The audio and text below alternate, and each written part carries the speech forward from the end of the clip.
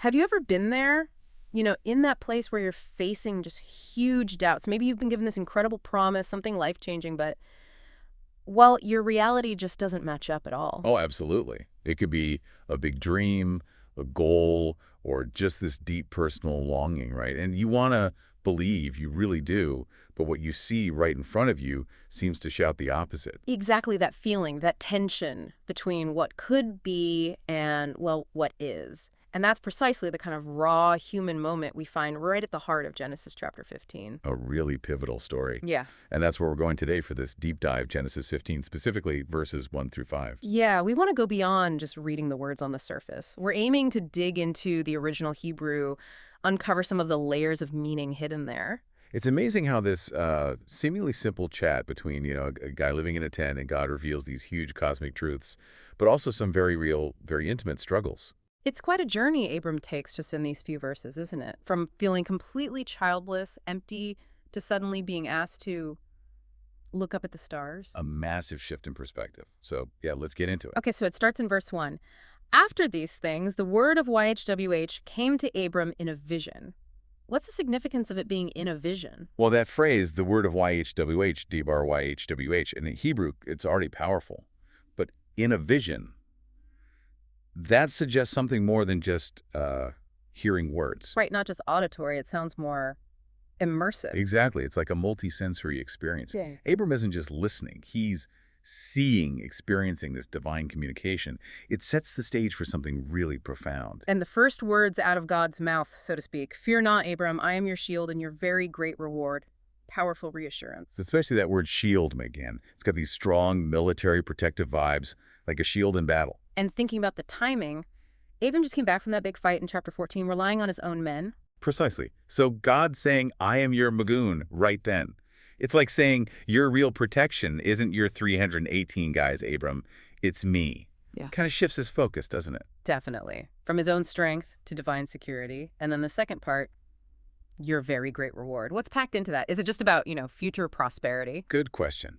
The Hebrew Shekera Karbomage means something like, your reward will be exceedingly great. But many think it's dapper than just material blessings. So the reward isn't just what God gives. But God himself. The relationship, the presence of God, that's the ultimate reward. It reframes the whole idea of value. That's huge. So you have this incredibly profound promise protection and God as the ultimate reward. And yet Abram's immediate reaction, it's so human. Isn't it just? Verse 2, O Lord God, what will you give me, for I continue childless? It's so blunt, so raw. You can almost hear the ache in his voice. Like, that's all wonderful, God, but I have no heir.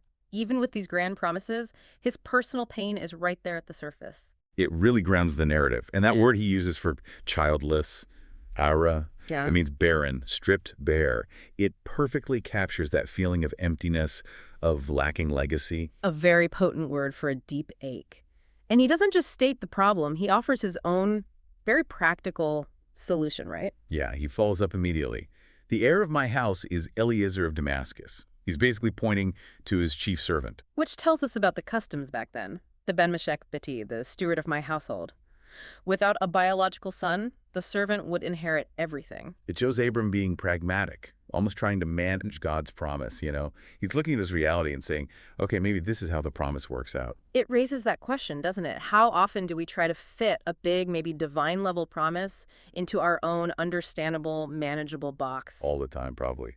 We try to make it fit our current circumstances, our logic. Yeah. Like Abram with Eliezer. But God's response in verse 4, it's immediate and incredibly clear. No room for misinterpretation there. Not at all.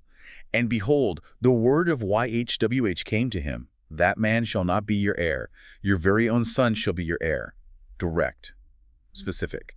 It's like God just shuts down Abram's attempt to sort of make the promise smaller, more achievable in his own eyes. God says, nope, not Eliezer. And the language is key. God says the heir will come, mimeak, literally from your own belly or from your own loins. Wow. So undeniably biological, not symbolic, not inducted. From Abram himself. Exactly. It's God doubling down, saying, no, Abram, this promise is about you, about your own flesh and blood. It removes all ambiguity about where this heir is coming from. Talk about clarity. And that brings us to maybe the most famous part of this passage, verse 5, the stargazing moment. It's such a beautiful shift. God brought him outside and said, "Look toward heaven and number the stars if you are able to count them.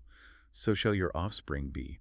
There's a gentleness there, isn't there? The Hebrew habet no look or gaze, but with a please kind of feel. It's an invitation. Not a harsh command, more like, "Come outside, Abram. Lift your eyes. Look up from your tent, from your doubts." An invitation to wonder. And asking him to number the stars separate. You mentioned this word has a double meaning. Right. The root sephar means not just to count, like arithmetic, but also to recount, to tell a story. Ah, so it's not just try to count these infinite things. It's more like, It's like God is saying, imagine trying to tell the story of every single one of these stars. That vast, uncountable narrative. That's what your descendants will be like. It turns it from a math problem into a story problem, an epic one. that changes everything. It's Yeah. about the scope of the story, the vastness of the legacy, and then that final declaration, Kuyiye Azeka. So shall your seed be. Short, powerful, certain, absolutely unshakable. And connecting this star imagery back, didn't God already promise descendants like the dust of the earth? He did back in chapter 13. So now you have this amazing double imagery, dust and stars, So grounded on earth, tangible like dust. but also vast, cosmic, stretching to the heavens like the stars. It's a promise of, well, a heaven and earth kind of legacy. It covers everything. Incredible. So when we pull back and look at these 5 verses, what's the big takeaway? How does God meet Abram's very real doubt? It's striking, isn't it? Abram expresses this deep sense of emptiness, that his childlessness, and God doesn't rebuke him?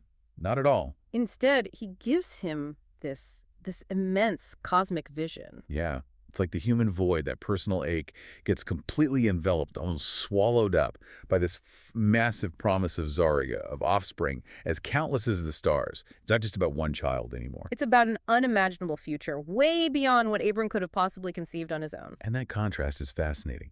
The God of the entire cosmos, the stars themselves, bends down to have this intimate conversation with, essentially, a nomad living in a tent. Stretching his faith, not by ignoring his pain, but by showing him something infinitely bigger, taking him from despair to the heavens, literally. It's like both the dust below his feet and the stars way above his head are now preaching the same message.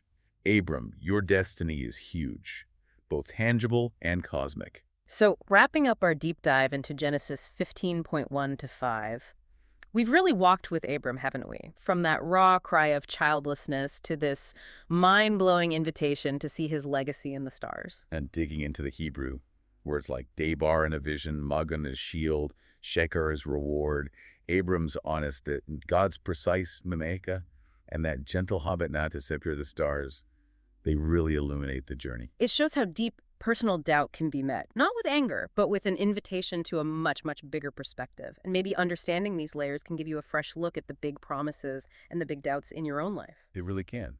It invites you to look up, perhaps. Which leads to our final thought for you to ponder.